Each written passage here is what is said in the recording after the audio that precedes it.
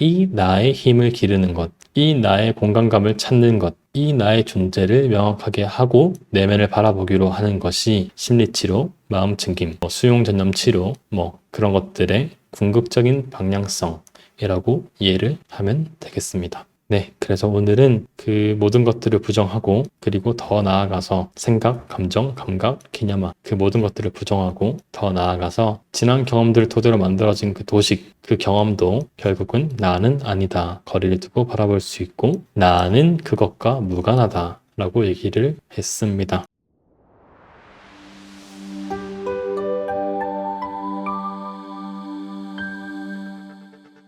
오늘은 괴로운 과거와 거리두기를 제가 주제로 잡았습니다. 괴로운 과거가 이제 우리의 주된 주제긴 하죠. 심리치료까지 우리가 찾거나 정신과를 가거나 한 경우에는 어떤 방식의 일이든 분명히 어떤 트리거가 있는 분들이 많은 것 같긴 해요. 어렸을 적 뭐를 겪었다거나 아니면 직장에서 뭔가 겪었다거나 뭐든 간에 이제 그런 트리거가 있었고 그게 괴로워서 뭔가 마음이 흔들렸던 그런 분들이 종종 많이 있고 가끔은 그게 아니더라도 뭔가 이렇게 가랑비에 옷깃 젖듯이 비슷한 경험들이 조금씩 하다 보니까 언제부터 마음이 고장났다라고 얘기해 주시는 분들도 있고 정말 좀 약간 드문 케이스지만 이유 없이 그냥 우울하고 힘들다. 나의 우울이 뭔지도 모르겠다. 라고 해주시는 분도 있습니다. 하지만 그런 분조차 얘기를 나눠보면 삶의 어떤 과거의 경험들이 되게 중요할 때가 많아요. 그래서 오늘은 그 괴로운 과거에 대한 얘기를 해보려고 합니다. 조금 더 전반적인 큰 얘기를 한번 하고 시작을 하면 저희가 지금까지 각각 파트에 대한 거리두기를 얘기했었죠.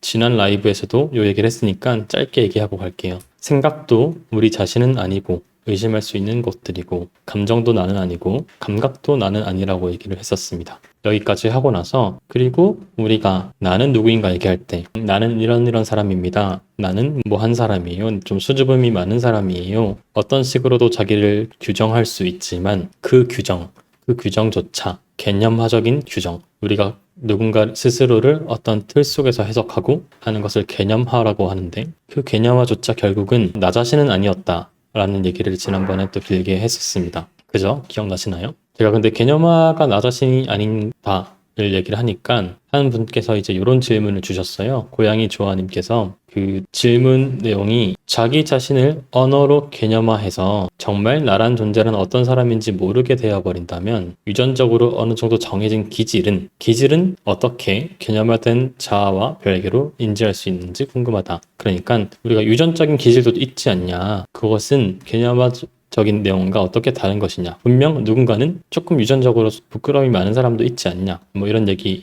것 같아요. 당연히 이제 유전은 중요하죠. 유전은 중요하고 제가 유전적인 의미도 다 의미 없다고 얘기한 건 전혀 아닙니다. 다만 우리가 모든 자기 이해를 개념화로 볼 필요는 없다고 제가 지난번에 말했었습니다. 그래서 분명히 유전적으로 나는 조금 더 이렇게 소심할 수도 있고 부끄러움이 많을 수도 있고 아니면 유전적으로 내가 걱정이 많을 수도 있고 뭐든 그럴 수 있겠죠. 그럴 수 있는데 그 모든 것 자체가 의미 없다고 얘기한 건 아닌데 다만 우리가 얘기하는 병적인 의미에서 어떤 개념화를 얘기할 때는 그것이 나의 다른 가능성들을 제한해서 우리가 딱 그 관점에서만 뭔가를 해석하고 하면서 나의 삶의 반경이 줄어들고 삶의 다양한 가능성들이 줄어드는 그런 것들을 우리가 개념화로 규정하고 다루기로 하자고 하는 거지 나의 그 모든 특징 자체가 아무런 의미 없다고 얘기하는 건 아닙니다. 그래서 우리는 심리치료 우리가 철학을 공부하는 게 아니고 우리가 우리 마음의 변화를 위해서 이런 것들을 하고 있는 거잖아요. 그 측면에서 개념화라고 하는 것은 다른 가능성을 제한하는 생각에만 초점을 둬도 된다라고 얘기를 해볼 수 있을 것 같아요. 그래서 이러나 저러나 그런 개념화도 나 자신은 아니라고 얘기를 했었죠. 그래서 우리가 생각은 나가 아니에요. 감정도 나가 아니에요. 감각도 나가 아닌데요. 그리고 어떻게 내가 규정하든 간에 그 누가 나를 뭐라고 규정하든 간에 그 개념화도 엄밀하게 보면 나는 아니에요 라고 얘기를 해볼 수 있을 겁니다. 나 자신은 아니다. 그걸로 나를 제한할 수는 없다 라고 얘기를 할 수 있을 것 같아요. 근데 그럼에도 한 가지 또 우리가 나는 누구인가 라는 질문에 답할 때 한 가지 또 빠질 수 없는 얘기가 있죠. 바로 나의 이야기입니다. 홍승준은 누구인가 라고 하면 이제 오케이 이해했어. 누군가 예를 들면 지환님이 오셔가지고 저한테 당신은 누구입니까? 얘기하면 생각도 아니야. 감정도 아니야. 홍승준은 차가움, 감각도 아니야. 그리고 개념화, 홍승준은 뭐뭐 한 사람입니다. 혹은 홍승준은 스타트업 대표로서 뭐뭐 하고 있는 사람입니다. 그런 어떤 틀도 결국은 홍승준도 아니다 라고 지아님이 반박했어. 그럼 이제 저는 뭐라고 얘기를 할까요? 하나 또 남았죠.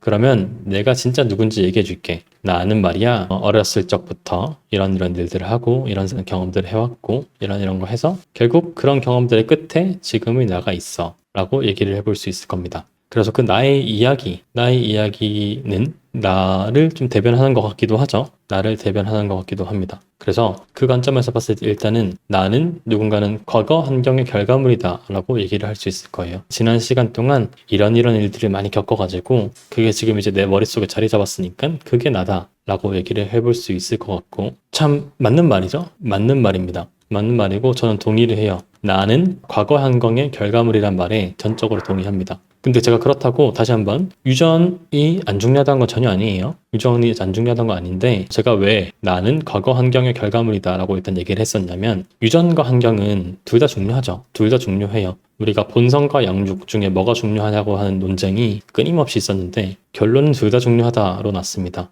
유전자와 환경은 서로 공진화하는, 코이볼루션 한다 라고 결론을 내고, 이 논쟁은 더 이상 핫한 논쟁이 아니죠. 그리고 특히나 우울증이나 불안장애는 조금은 유전적 경향성이 조현병이나 아니면 양극성 장애보단 약하단 말이죠. 그 말이 무슨 뜻이냐면, 우리가 같은 쌍둥이를 낳고 입양이 되면 이제 정말 유전자의 문제라고 하면 둘 다 그런 문제가 발생해야 되잖아요. 근데 양극성 장애나 조현병에 비하면 우울증이나 불안장애는 그 일치율이 제법 낮거든요. 그 말은 우울증이나 불안장애에서는 특히 환경도 제법 많이 작용한다는 뜻이기도 해요. 그래서 이런 것들을 과거에는 뉴로시스, 신경증이고, 조현병, 정신증, 이런 것들을 이제 우리가 사이코시스, 정신증이라고 불렀었는데, 그래서 우울증이나 불안장애 같은 경우에는 더더욱 환경도 무시할 수 없긴 하고, 역시나 또 유전도 중요하다라고 볼 수도 있습니다. 근데 제가 왜 지금 이렇게 나는 과거 환경의 결과물이다라고 얘기를 했냐면, 일단은 우리는 치료를 하는, 어떤 변화를 만들고자 하는 실용적인 관점에서 병의 원인으로서 유전에는 강조를 별로 안 둡니다. 별로 강조를 두지 않아요. 왜 그러냐면, 적어도 그 유전이라고 하는 것은 우리가 관심을 갖는 유형의 개입은 아닙니다. 우리가 그걸로 유전자 치료를 할 거야, 뇌를 떼어내서 뭘 어떻게 할 거야, 우리가 거기 원인을 두고 토론을 한다고 해서 바뀔 게 아무것도 없다. 우리한테 도움될 게 별로 없고, 몇몇 연구들에 따르면 오히려 병인을 유전으로서 규정할수록 약물 치료에 맹목적으로 그러니까 약물 치료가 안 좋다는 건 아닌데, 약물 치료에만 맹목적으로 의존하고 어떤 심리 치료나 어떤 삶을 바꿈으로써 자신의 문제를 해결하려는 시도들이 줄어든다는 보고들도 있었습니다. 그래서 그 귀인이라고 하는데, 그 원인을 유전에 둘수록 우리가 좀 더 뭔가 이렇게 변화지향적이지 않게 되는 거죠. 그래서 실용적인 관점에서 병인으로서 유전에 강조를 두지 않는 겁니다. 그래서 일단은 나는 과거 환경의 결과물이다 라고 우리가 얘기를 해볼 수 있을 것 같아요. 그러면 우리가 이렇게 어렸을 적에 이렇게 응애응애 하면서 뭔가를 경험했고, 또 이렇게 유치원생 때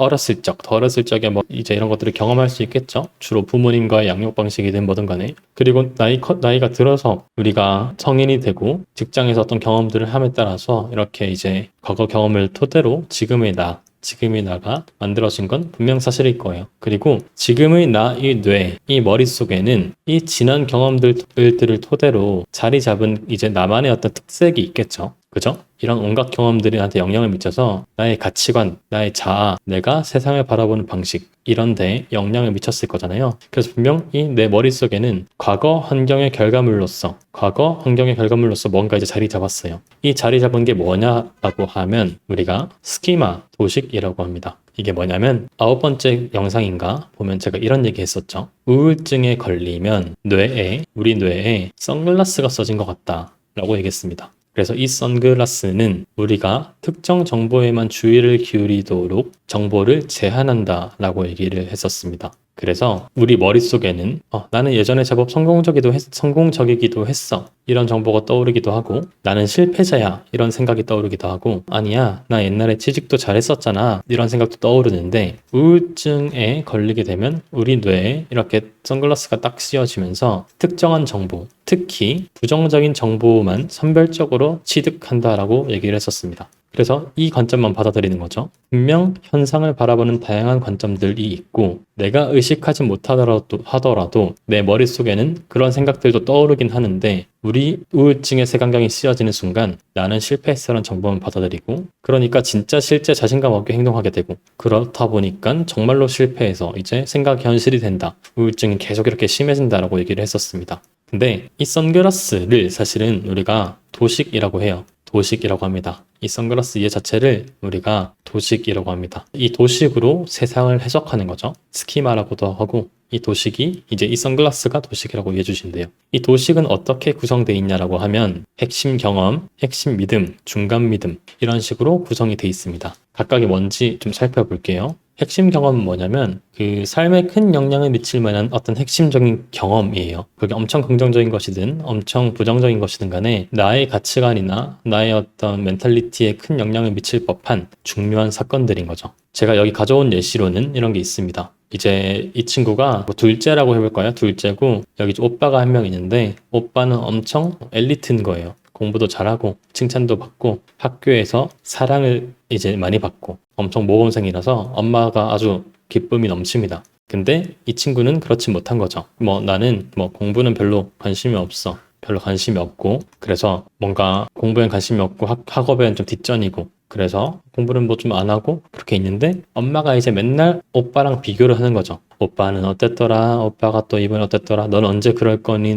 너는 왜 공부를 못하니? 좀 심한 말도 하고 너는 누굴 닮아 이럴까? 엄마도 공부를 잘하고 아빠도 공부를 잘하는데 넌 왜 이런가? 이런 심한 말도 좀 하고 엄마 저는 공부가 싫대도요. 저는 다른 게 하고 싶은 게 있어요 라고 해도 약간 그런 것들을 인정해주지 않는 비타당화하는 경험들을 하고 뭔가 아니야 너는 공부를 해야 돼 하면서 이제 공부를 하는데 잘 안 되고 계속 그런 식으로 좀 이렇게 비교하면서 환경에서 자랐다고 해봐요. 그러면 그 또한 하나의 어떤 핵심적인 경험이 될 수 있겠죠. 그런 경험이 될 수 있을 겁니다. 그래서 핵심 경험이라고 하면 일단 정리하면 삶에 큰 영향을 미칠 만한 핵심적인 경험을 뜻합니다. 자, 이제 이 친구 사례로 계속 이어가 볼 거예요. 이런 식으로 이 친구가 이제 비교를 당하면서 핵심 경험을 했어. 이런 양육 환경에서 양육되어 온 거죠. 그랬더니 이 친구가 이제 핵심 믿음이란 걸 가지게 됩니다. 이 핵심 믿음이라는 게 뭐냐면 나, 타인, 그리고 세상에 대해서 가지고 있는 근원적인, 보편화된 일반적인 생각을 뜻해요. 어떤 구체적인 상황에만 딱 적용되는 게 아니고 아주 보편적이고 일반적인, 근원적인 믿음 자체를 뜻합니다. 예를 들면 이 친구가 이제 엄마가 계속 그런 식으로 비교하고 오빠는 괜찮은데 넌 왜 이러냐 이러고 하다 보니까 어린 나이에 그런 환경에서 자라다 보니까 스스로 난 좀 부족한 사람이다. 나는 부족해. 혹은 사람들은 항상 평가적이야. 내가 무언가를 하려고 하면 못하거나 잘하거나 뭐 하면 항상 유심히 보고 있다가 평가적이야고 얘기를 하기도 하고 아니면 워낙 엄마가 계속 그런 얘기를 하다 보니까 이 세상은 진짜 무한 경쟁이구나. 가족에서조차 나는 오빠랑 경쟁을 해야 되구나. 이런 생각을 하다 보면 세상은 경쟁적이야 라고 하는 어떤 세상에 대한 근원적인 믿음을 가질 수도 있겠죠. 그래서 이런 식으로 나, 타인, 세상에 대해서 가지고 있는 근원적인 믿음을 핵심 믿음이라고 합니다. 이 두 가지를 이어서 보면 앞에서 이런 핵심 경험이 있으면 핵심 믿음이 생길 수 있겠다라는 것도 여러분 잘 이해가 되죠. 왜 핵심 경험이 생깁니까? 원래 유전적으로 취약하거든요. 유전적으로 취약해서 나는 부족하다는 생각을 가지고 있는 사람이 됐어요. 뭐 이런 게 아니고 그렇게 얘기해봤자 우리가 아무것도 얘기할 것도 없고 도움도 안 되고 그런 얘기는 저기 니들끼리 가서 하라고 하고 우리는 좀 더 그 환경적 맥락에서 좀 더 생각을 해보기로 하는데 그렇다고 하면 이 핵심 경험을 겪었던 사람이 이러한 핵심 믿음을 가질 수 있다는 것은 우리가 충분히 잘 납득이 됩니다. 그죠? 자, 근데 이 핵심 믿음은 너무도 힘든 생각이죠. 여러분, 나는 부족해. 사람들은 나한테 평가적이야. 세상은 무한 경쟁이야. 이런 생각이 정말 마음속 깊이 뿌리 깊이 자리 잡고 있다고 하면 이 생각들은 나한테 너무도 위협적인 생각입니다. 너무도 위협적인 생각이니까 우리가 거기에 대해서 적절히 대처할 수 있어야겠죠. 그래서 중간 믿음이란 걸 가지게 되는데 그 중간 믿음이란 게 뭐냐라고 하면 핵심 믿음에 대처하여서 자리 잡은 규칙 또는 태도 또는 가정을 뜻합니다. 핵심 믿음보다는 훨씬 더 구체적인 것들이에요. 훨씬 더 구체적이고 훨씬 더 좀 특정한 상황에 적용되는 좀 더 구체적인 내용인 거죠. 예를 들면 근데 이제 여기서 중요한 포인트가 핵심 믿음에 대처하여서 자리 잡은 거라는 겁니다. 예를 들면 이 대처는 세 가지가 있는데 첫 번째 대처는 우리가 위협적인 걸 만나면 여러분 어떻게 대처해야 됩니까? 제가 생각으로 얘기를 하니까 계속 여러분이 이제 좀 힘드니까 제가 생각은 하나의 그냥 심리적 사건이라고 했죠. 그래서 우리 상상을 해봐요. 생각이라고 하는 걸 뇌에서 이렇게 끄집어내서 이 밖에 딱 뒀다고 해봐요. 눈앞에 밖에 딱 두고 이게 나름의 어떤 형체가 있어. 어떤 뭐 호랑이 아니면 늑대 뭐 이런 형체가 있겠죠. 자, 그러면 이 아까 우리가 봤던 나는 부족하다라고 하는 핵심 믿음, 그 형체, 그 심리적 사건은 엄청 위협적으로 생기고 실제 나를 물리적으로 물어뜯진 않지만 내 내적 경험, 심리적으로는 나를 엄청 물어뜯고 있죠. 엄청 포악한 맹수 같은 그 존재가 지금 나한테 내 마음속에 퉁 나타난 거란 말이죠. 자, 그런 경우에 우리가 할 수 있는 게 세 가지가 있습니다. 첫 번째는 싸우는 거죠. 싸워야 돼요. 싸워서 이기면 되죠. 그래서 나는 부족하다라고 하는 생각이 있는 사람들이 가질 수 있는 대처 전략으로는 중간 믿음이 이렇게 세 개가 잡힐 수 있을 텐데, 첫 번째 규칙으로는 예를 들면 반드시 최고가 돼야 돼. 그리고 태도, 실패는 나쁜 일이야. 그리고 가정, 내가 최고가 아니라면 나는 사랑받지 못할 거야. 이런 식으로 생각을 가질 수도 있겠죠. 이런 식으로 생각을 가질 수도 있을 겁니다. 맞서 싸우는 거죠. 한편 핵심 믿음에 맞서 싸우지 않고 굴복해버리는 것도 좋은 전략입니다. 여러분, 그 쥐가 고양이를 눈앞에서 팍 마주하면 그냥 죽은 척 있거나 아무것도 못하고 프리징, 얼어붙잖아요. 아무것도 못하고 얼어붙는 것도 뭐 나름의 좋은 전략입니다.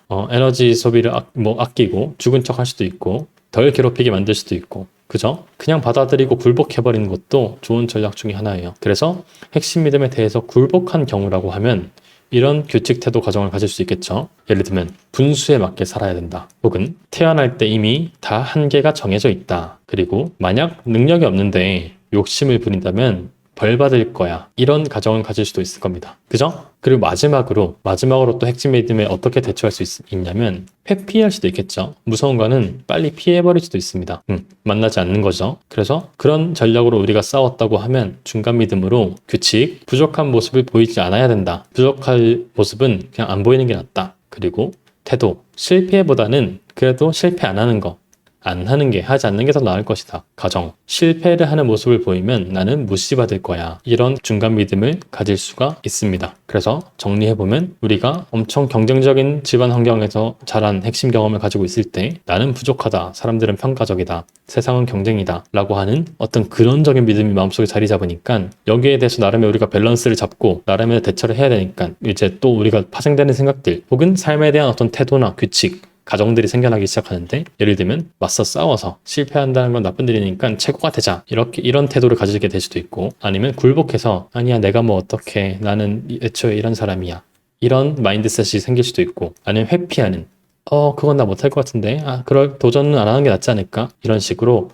회피하는 마음이 생길 수도 있습니다. 그래서 이런 핵심 믿음, 핵심 중간 믿음이 가지고 있는 사람들이 주로 이제 어떻게 이게 현실 속에서 나타나냐면, 여러분이 인지하는 거는 딱 여기까지입니다. 자동적 사고. 위로는 내가 심리치료 같은 것들을 좀 정확하게 받아봐야지 나는 어떤 생각들을 가지고 있구나라는 게 명확해지고, 우리가 삶에서 좀 쉽게 마주하는 것들은 이 자동적 사고인데, 자동적 사고도 사실은 디스턴션 같이 인지치료 같은 데서 코치 선생님이 좋은 질문을 해서 이 상황에서 핵심적인 생각은 이거였구나를 캐치해주지 않는 이상 자동적 사고조차 쉽게 알아차리지 못하고 그냥 물 흐르듯이 사는 경우가 태반입니다. 근데 그 경우를 하나씩 뜯어서 보면 이제 이런 식으로 작동을 하는 거예요. 이 사람은 지금 나는 부족하다라고 하는 핵심 믿음을 가지게 됐죠. 그렇다 보니까 이 사람은 이제 맞서 싸우기로 했어요. 아니야, 나는 부족하면 안 돼. 그래서 최고가 돼야 돼. 실패한다는 건 나쁜 거야. 최고가 아니라면 사랑받지 못할 거야. 이런 중간 믿음이 생겼습니다. 이런 중간 믿음이 생긴 상태에서 새로운 과제를 해야 되는 상황을 맞닥뜨리면 이 사람은 지금 최고가 돼야 되니까 걱정이 많을 수도 있겠죠.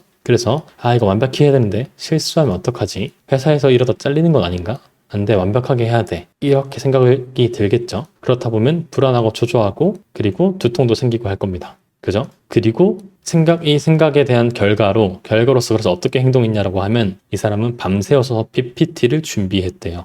밤새워서 PPT를 준비했다고 합니다. 자, 그래서 이런 식으로 핵심 믿음에 대처하기 위해 만들어진 중간 믿음으로 인해서 어떤 상황에서 내가 특정한 생각을 하게 되는 거죠. 이 관계를 이해하셨나요? 그렇다고 하면 중요한 게 있는데, 자, 첫 번째는 이런 생각을 하고 결국은 밤새워서 PPT를 준비하기로 했어요. 근데 너무 밤새워가지고 무리해가지고 결국 발표 날에는 집중 못하고 망칠 수도 있죠. 부작용이 있을 수도 있습니다. 혹은 뭐 이런 것도 있을 수 있죠. 나는 사랑받지 못하는 사람이야, 이런 거 해가지고 새로운 연인을 만났어. 내가 좀 더 잘해줘야 되나? 혹시나 날 싫어하면 어떠지? 이러한 생각 때문에 어떤 결과로서 뭐 과하게 막 선물을 했어. 과하게 선물하다 보니까 상대가 부담감을 느끼죠. 부담감을 느끼고 결국 그 관계는 망쳐버립니다. 어찌됐든 우리가 이 행동이 적응적이지 않은, 그러니까 나한테 생각보다 좀 도움이 안 됐던 방향으로 행동을 해버려서 결과가 안 좋게 나올 수도 있을 겁니다. 그렇게 되면 이제 이거는 생각이 아니라 실제 현실이 되죠. 자기 실현적 예언이 돼버립니다.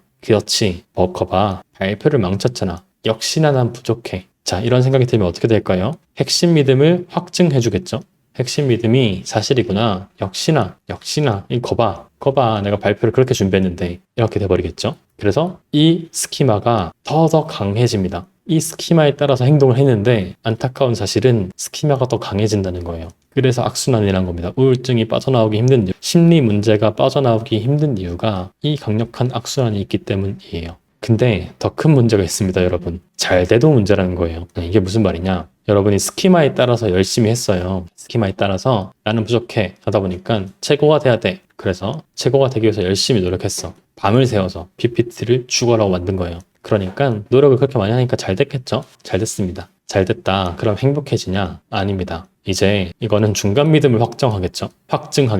중간 믿음을 확증할 겁니다. 아, 역시 최고가 돼야 된다. 내가 최고가 되니까 사람들이 날 칭찬해주고 인정해주는구나. 역시나 스키마는 강해지고 우리는 역시나 이 구조 속에서 돌게 됩니다. 돌게 되는데 누군가 여기까지 들으면 뭐 그래도 결과가 좋으니까 나쁜 게 아니지 않을까? 라고 그렇게 얘기하지만 사실 그렇게 해서 만들어진 성과, 그렇게 해서 높인 나의 어떤 자존감은 부실한 자존감 토대 위로 쌓아 올린 모래성과도 같습니다. 금방 무너져버릴 모래성인 거죠. 그래서 그런 식으로 우리가 스키마에 기반해서 뭔가 성과를 만들려고 노력하면 언젠가는 또 무너지기 마련이고, 매번 잘하다가 10번 잘하다가 한 번 실패하는 순간을 마주하면 그때 더 크게 무너집니다. 와, 난 혹시나 안 될 사람이었나? 나 진짜 안 될 사람이었나? 내가 그토록 열심히 노력했는데 지난 9번 동안 내가 그렇게까지 성과를 많이 받았는데 결국 안 되는 거 보니까 나는 정말로 안 될 놈이구나. 더 크게 무너지는 거죠. 그래서 스키마를 기반으로 우리가 삶을 살아가다 보면 잘 되든 못 되든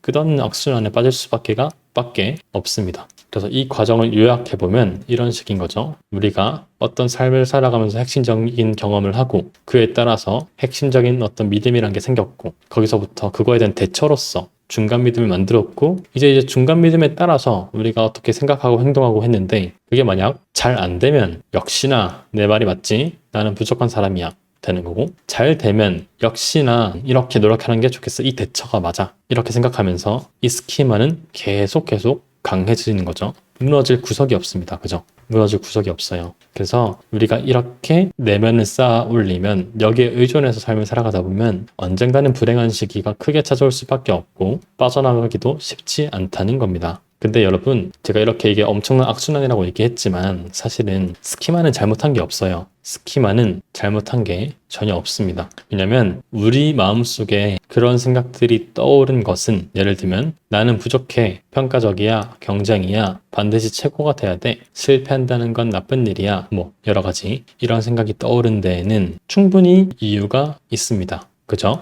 우리가 이 도식으로 핵심 경험도 생각해서 이걸 보고 그래서 내가 이런 생각을 가지게 됐구나. 이런 생각이 있으니까 내가 이런 중간 믿음을 가지게 됐네. 내가 이렇게까지 성과에 집착하는 것도 충분히 이해할 만하다. 그럴 수가 있겠네. 그렇다 보니까 지금 이 순간에 나한테 이러한 불안감이 떠오르는 것도 말이 된다. 그렇게 생각이 들죠. 그래서 나는 부족해 라고는 생각이 떠올랐지만, 사실은 우리가 스스로 우리한테 그렇게 말한 건 아니지만, 사실은 우리 무의식 속에서는 라고 생각하는 게 더 도움이 되겠구나 라고 이해하고, 그래서 이런 생각들에 주의를 기울이고 이런 생각이 마음속에 자리 잡게 되는 거죠. 너무도 당연하지 않나요? 엄마가 이렇게 괴롭히는데 아니야 나는 유능히 하고 있으면 얼마나 힘들겠어요. 그죠? 엄마가 이렇게 막 괴롭히는데 나는 부족하군 라고 생각하는 게 더 편하고 도움 될 겁니다. 제가 언젠가 그런 얘기를 한 적도 있는데 무기력, 침대에서 하루 종일 누워있는 것조차 이 인지행동 치료 혹은 어떤 내 행동의 결과를 중시 여기는 행동주의적인 관점에서 봤을 때는 내가 심지어 아무것도 안 하고 침대에 누워있는 것도 다 나름의 이유가 있습니다. 저 같은 사람들 혹은 뭐 인지치료를 하시는 분들이 와서 깊게 얘기를 해보고 우리가 토의를 하고 그런 것들을 하나씩 발견해 나가다 보면 내가 이런 기능이 있기 때문에 이런 이유 때문에 지금 맥락에서 이렇게 아무것도 안 하고 하루 종일 누워있게 되고 있는 거구나 라고 이해할 만큼 그 자체로 충분한 이유가 있고 그 이유는 뭐 그냥 그럴싸한 이유가 있다는 게 아니라 그 자체가 나름의 우울증이나 이런 것들을 치료하기 위한 처절한 노력, 대처 전략의 과정이었기 때문입니다. 근데 우리가 좀 도움이 되지 않는 방향으로 노력했을 뿐인 거죠. 내가 의도한 게 아니더라도 무의식적으로라도 도움이 좀 되지 않는 방향으로 노력했을 뿐인 거지 내가 뭐 그냥 모자라서 이러고 있는 건 아닙니다. 그래서 그 스키마, 내 마음속에 이런 생각들이 떠오르고 한 것들은 다 이유가 있어요. 스키마는 잘못된 게 없습니다. 왜냐면 나는 과거 경험의 결과물인 거고 그리고 조금은 뭔가 합리화처럼 보일 수도 있겠지만 사실은 정말로 사실 그대로 그 과거 경험의 대부분은 내가 선택한 건 아닙니다. 내가 선택한 건 아니에요. 뭐 부모님의 어떤 그런 거라던가 경험이라던가 양육 환경이라던가 뭐 내가 실패한 것들조차 내가 뭐 해봤는데 안 된 걸 어떡하겠어. 다른 사람이 잘했을 수도 있고 평가하는 사람의 기준에 내가 안 맞았을 수도 있고 그거는 내가 선택한 건 아니죠. 우리 사회, 우리 환경이 선택한 겁니다. 그 경험의 대부분은 내가 선택한 건 아니고 그리고 나는 그런 내가 선택하지 않았던 과거 경험의 결과물인 거죠. 그래서 스키마는 잘못된 게 하나도 없습니다. 그래서 이런 도식이 있다는 거는 잘못된 게 전혀 없다라는 게 중요하고 근데 이제 제가 하고 싶은 얘기는 이거예요. 그러면 스키마는 과연 언제나 사실일까 하는 겁니다. 스키마는 언제나 사실일까? 그럼 이게 하지만 그조차 거리를 두고 살펴보면 스키마 역시 되게 여러 가지로 구성되어 있지만 결국은 심리적인 실제일 뿐이죠. 여러분 다시 한번 심리적인 실제일 뿐입니다. 어떤 추상적인 형태로 마음속에 떠오른 그 실제인 뿐인 거지 실제 이 도식이 내 뇌의 어딘가에 흉터 남듯이 새겨져 있는 게 아니란 말이에요. 그죠? 내 뇌는 똑같이 기능을 하고 있는데 주의를 거기에 더 두고 있을 뿐인 겁니다. 스키마 역시 하나의 심리적 사건일 뿐인 겁니다. 우리가 생각을 그렇게 바라봤듯, 감정을 그렇게 바라봤듯, 감각을 그렇게 바라봤듯, 개념화를 그렇게 바라본 것처럼 나의 지난 얘기들, 나의 얘기들로 인해서 구성된 그 도식이라는 것도 결국은 스키마, 심리적인 실제일 뿐이라는 겁니다. 심리적인 사건일 뿐이라는 겁니다. 가만히 생각해 보세요, 여러분. 제가 분명히 나는 그 모든 것들을 알아차릴 수 있다고 했죠. 그죠? 생각은 나가 아닙니다. 나는 생각을 관찰할 수 있으니까요. 감정도 내가 아니고 감각도 나가 아니에요. 이 스키마조차 너무도 나 자신을 대변해주는 것 같지만 여전히 개별 요소들이 합쳐져 있어서 그렇지 하나씩 뜯어보면 이 나뭇잎들과 다를 바가 하나도 없습니다. 이 스키마가, 이 도식이 내 마음속 어딘가에 깊이 새겨져서 흉터를 남기고 있는 게 아니라는 거예요. 스키마는 나를, 이 관찰하고 있는 나, 정말 우리가 찾고 있는 나, 온전한 나를 침범하는 게 결코 아닙니다. 강물 위로 떠내려오는 나뭇잎과 다를 바가 없는 거죠. 나는 부족한 사람이었구나. 나는 뭐 하다 경쟁 어떻게 해야 된다. 핵심 믿음도 중간 믿음도 자동적 사고도 결국은 강물 위로 떠내려오는 나뭇잎과 다를 바가 없다는 겁니다. 그래서 그 뿌리 깊은 생각조차 핵심적인 믿음, 나는 부족해, 나는 사랑받을 가치가 없어, 세상은 늘 경쟁적이야, 사람들은 늘 공격적이야, 나는 부족하고 사랑받을 가치가 없다, 나는 잘 안 될 것이다. 여러 가지 그 뿌리 깊은 생각조차 늘 사실은 아니라는 겁니다. 사실은 아니고 심지어는 다른 스키마도 있습니다. 다른 스키마도 이렇게 제가 좀 부정적인 내용들이 많았던 스키마를 빨간색으로 표시했는데 꼭 그런 게 아니더라도 주의를 기울이다 보면 다시 나는 지금 여기 있죠. 강물 옆에 내 자리가 여기죠. 나는 강물 속에 있는 게 아닙니다. 여기서 관찰을 하고 있으면 이 빨간색 스키마뿐만 아니라 분명 파란색 스키마도 있습니다. 어떤 것이든 간에 어떤 핵심적인 경험들로 그래서 나는 제법 유능한 거기도 하다. 유능하고 더 건강한 모습으로 규칙 가정 태도를 가지게 되고 그에 따라서 자동적 사고를 하게 되는 그런 방식의 스키마도 분명 내 마음속에 있습니다. 있고 누군가는 나는 애초에 글렀습니다라고 얘기하지만 저도 그렇고 심리치료 하시는 분들 대부분이 절대 그렇게 얘기 안 해요. 저도 그렇게 믿지 않습니다. 분명히 누구든 있습니다. 정말 아무것도 못하고 패배자처럼 사는 사람일지언정 우리가 하나씩 단계적으로 찾아보면서 발견해 나가기로 하면 분명 삶에 대해서 희망이 있고 가능성이 있고 잠재성이 있는 생각들 스키마가 누구든 있습니다. 저는 인간이라면 그 잠재성은 우리 개개인한테 누구든 있다고 얘기를 해요. 얘기를 하고 칼로저스 같은 사람들도 결국 그 에너지, 그 변화에 대한 잠재성은 각 개인이 다 가지고 있다는 얘기도 많이 합니다. 그 관점에서 이 스키마는 우리가 좀 더 건설적인, 적응적인 스키마는 누구나 다 가지고 있는데 내가 주의를 기울이기를 여기 서가지고 요 나뭇잎만 보고 있을 뿐인 거예요. 그래서 그게 아니라 요거는 그대로 인정하고 허용하고 동시에 주의를 천천히 또 옮겨서 이런 부분도 분명히 있다는데 주의를 기울이기로 하면 되고 안 보인다면 찾아봐도 됩니다. 사소한 일이든 하나씩 해보면서 내가 어디서 어떤 마음들이 드는지 남을 도울 때 효능감이 드는지 어떤 것이든 간에 경험들을 통해서 발견해 나갈 수 있는 영역이고 이런 것들은 누구든 다 가지고 있다. 그리고 그런 것들을 잘 찾아나가는 게 중요하겠고 거기에 주의를 두는 게 좋겠다라고 얘기를 해볼 수 있겠습니다. 그래서 여러분 마지막으로 제가 하고 싶은 얘기는 지금까지 제가 많은 것들을 의심했죠. 생각도 의심하고 감정도 의심하고 감각도 의심하고 그리고 어떤 개념화된 이야기 그런 것도 의심하고 심지어는 오늘은 나의 지난 과거들을 토대로 만들어진 나의 어떤 정체성 같은 것도 결국은 하나의 스키마로서 그냥 큰 나뭇잎이 여러 조각이 떠내려올 뿐이다. 그것이 나는 아니다 라는 얘기를 했었습니다. 여러분이 이거를 명확하게 하는 게 좋아요. 이 나는 그런 것들이 침범할 수 없는 영역에 있는 난 겁니다. 이런 것들을 우리가 관찰하기로 하고 그런 것들을 관찰할 수 있고 기꺼이 경험하기로 할 수 있는 나는 우리가 스키마, 생각들이 침범하고 해치고 평생 흉터를 남길 그런 게 아니라고 얘기를 해볼 수 있겠고 이 나의 힘을 기르는 것, 이 나의 공간감을 찾는 것, 이 나의 존재를 명확하게 하고 내면을 바라보기로 하는 것이 심리치료, 마음챙김, 수용 전념 치료 그런 것들의 궁극적인 방향성이라고 이해를 하면 되겠습니다. 네, 그래서 오늘은 그 모든 것들을 부정하고 그리고 더 나아가서 생각, 감정, 감각, 개념화 그 모든 것들을 부정하고 더 나아가서 지난 경험들을 토대로 만들어진 그 도식, 그 경험도 결국은 나는 아니다. 거리를 두고 바라볼 수 있고 나는 그것과 무관하다. 라고 얘기를 했습니다.